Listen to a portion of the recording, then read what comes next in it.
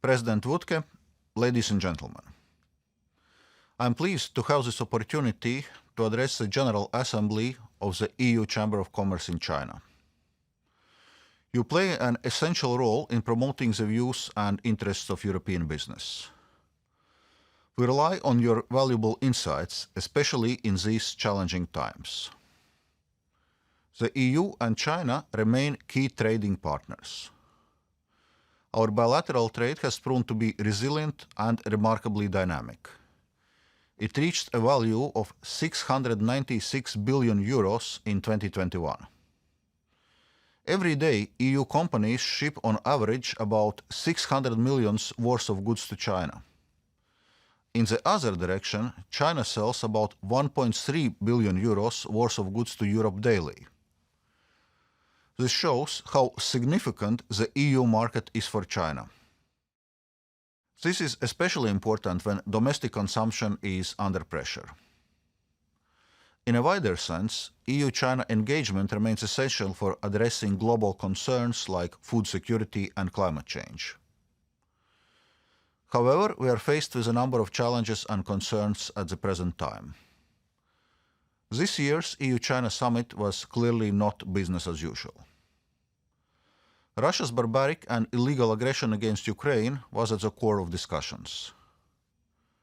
The aggression has led to significant geopolitical shifts with long-lasting global implications. The European Union will never be the same after this war. This was a message of the EU leaders to their counterparts.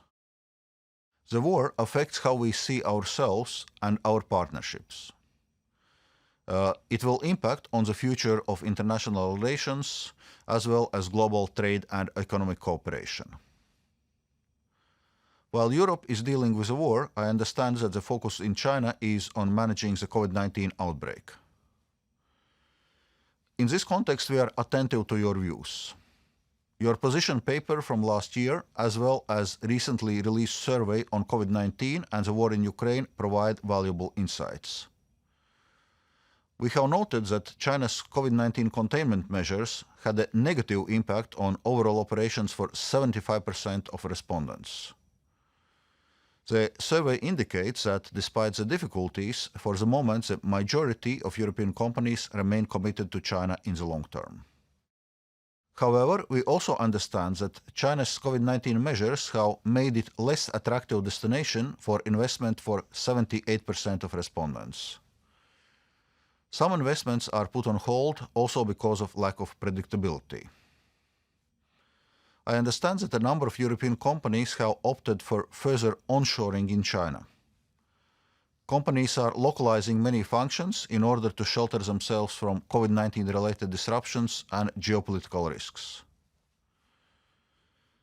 At the same time, I would like to highlight the role of the international business leaders as a bridge for trade and economic cooperation. From this perspective, the departure of foreign business leaders from China is a worrying trend.